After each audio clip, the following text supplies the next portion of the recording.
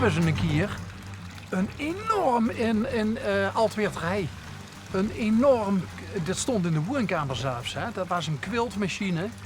En die zogen we vanuit de auto op straat, zogen we die in de woonkamer stonden. En die heeft ook die zit ook op internet en zo. En die deed ook heel veel dat is een virus, hè, als je ermee begint. Maar dit zien dus die dekentjes waar ze in de winter ook lekker onder kan schroepen en zo op de bank. Ja. En ik doe nog met aan droomdekentjes. Kent ze dat project? Nee. Dan geeft ze dus met een aantal vrouwen overleen. Maakt ze een droomdekentje hoe een kind met kanker onderweg kan dromen. Oh. En die doneert ze dan aan Stichting Regenboogboom.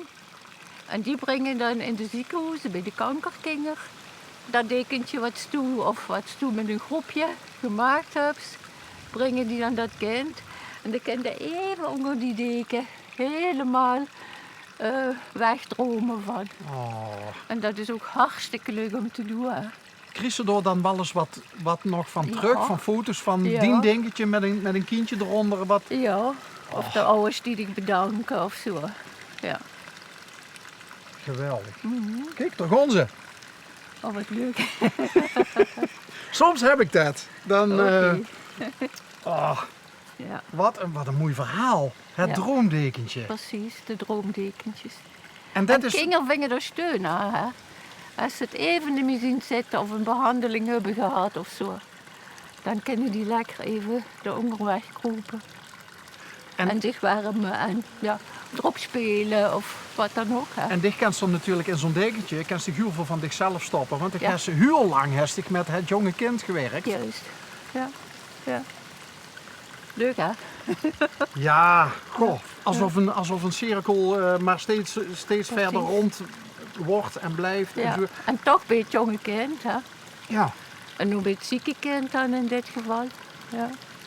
wauw. Ja. Wat jammer dat die de man er niet is. Ja, daar is hij een potje kopen in IJsden.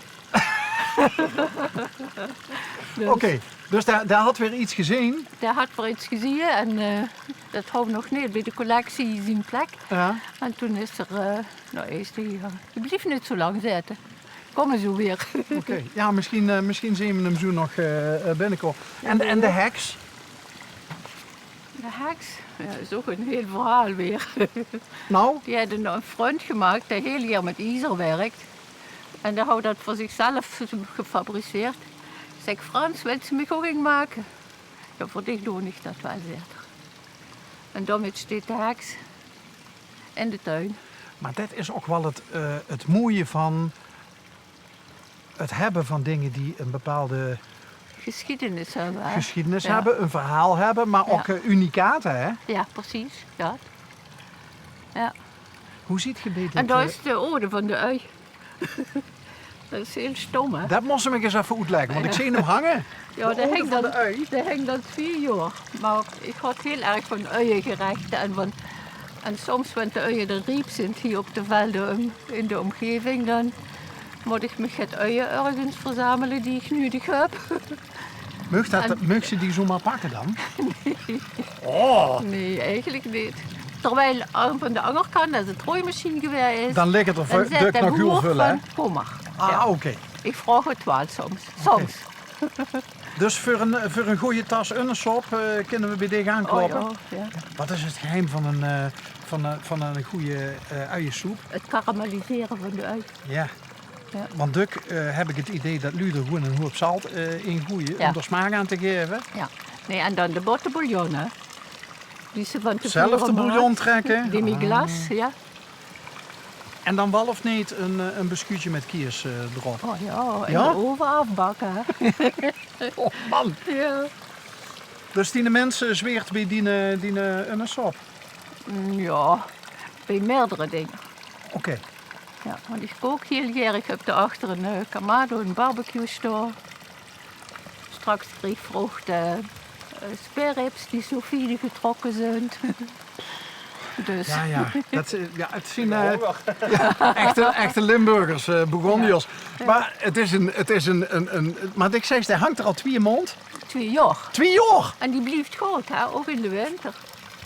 die heeft me dat plezier gedaan om dat standbeeldje ervan te maken. Dat is flauwekul natuurlijk, maar ik vind zo gaat wel leuk, ja. Ja, dat Ja. is de knipoog tussen Tussen de buitenkeuken en de binnenkeuken. ja, en de serieuzere kunstwerken. Dat is echt... Hey, ik zie door nog een kleine speeltuin. Ja. Kleinkindjes. Kleinkinderen, 8. Ja, Pardon? 8. Zo. 4 jongens en 4 meisjes. Zij zijn zelfs vergeet me nietje op nummer 1. En dat zijn er 8. Dat zijn er 8. Oh, Ja. Leuk hè? geweldig. Ja. Gemaakt door een kennis? Door SB in Gulpen. Ik ben misschien wel reclame aan het maken, maar dat is een edelsmid die dan ook die dingen maakt. Ja. Fantastisch. Ja. Maar hoeveel kinderen heb je dan? 3. 3.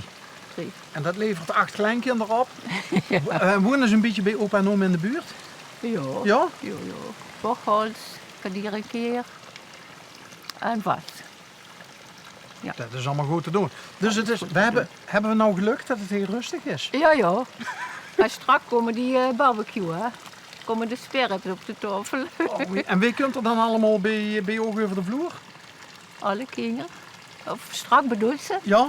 Ja, de jongste dochter met man en 2 kinderen. Oké. Dus niet Ja. alle kleinkinderen. Nee, dat voor allemaal is... nee, Hoeveel dekentjes heeft de oma gemaakt ontelbaar. voor de kleinkinderen? Och, ja. Ja? Ja, ja.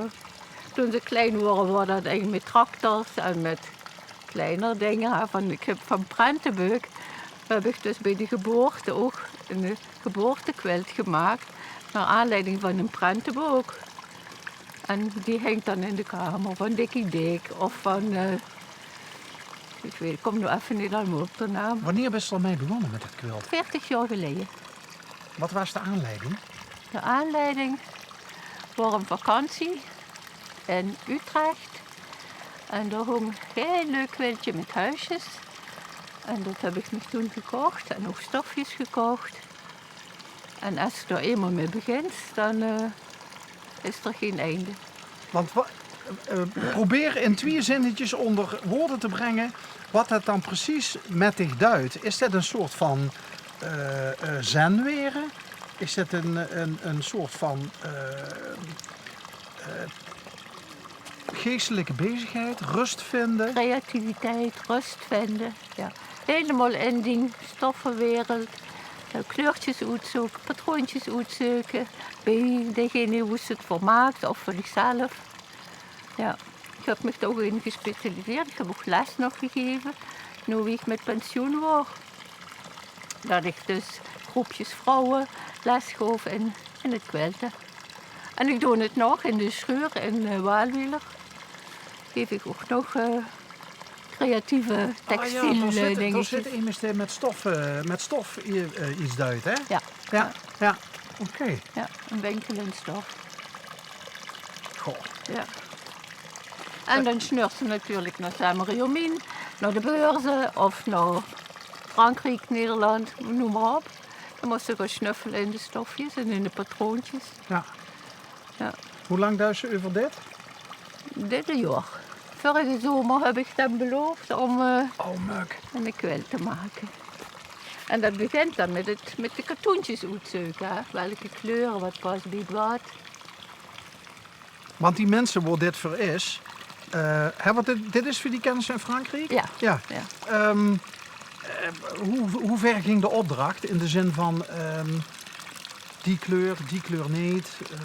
Nou, hij heeft daar een heel oud huis met ook donkerbruin en met traditioneel gerestaureerd. Kijk dat het niet te fel is en niet te bont. Hij heeft met me in een Amish boek gekeken. Toen van in die richting zou ik wel willen of in die richting. Oké, gaan we doen. En dan heb ik hem de stofjes laten zien, de proefpakketjes. En we zijn verzameld tot die kleuren gekomen, maar niet de combinaties natuurlijk. Dat heeft er ook aan meegevraagd. Maar die vrijheid die krijg ze dan wel? Ja, die wil ik ook hebben, ja. Oké. Oh, Alarm. is dat een bezoek? Nee, Nee? nee. Dan lukt het langs wat de moet verdedigen. Hè. Ja. Ja. Maar dat duidt het toch wel. heb ik nou van dit net goed gehoord van dat ze wel iets van 1000 quilts gemaakt is. Zo gaat het. Ja. In 40 jaar. En Ja. hier duist ze al een jaar over. Ja. Heeft ze nog alles of heeft ze heel veel weggegeven ook? Nee, weggeven is hetzelfde. Dat blijft eigenlijk altijd een stukje van zichzelf. En dat geeft ze alleen dan weg als als ze mengt dat het goed terecht komt. Ik zag dat er links en rechts wel wat aan de moor ging, maar waar let ze dat allemaal dan? Ik heb boven een heel leuk hok. Een hok. En daar liggen ze opgestapeld en op rollen, dat het niet... Als ze vouwt, dan kiest ze de vouwen erin. Hè? En als ze die oprolt, dan hebben ze dus minder schade aan die deken. Ja. Ja. Ik vond het enorm fijn om even bij dicht over de vloer te mogen komen. Een beetje koffie. Dat sloeg me niet af.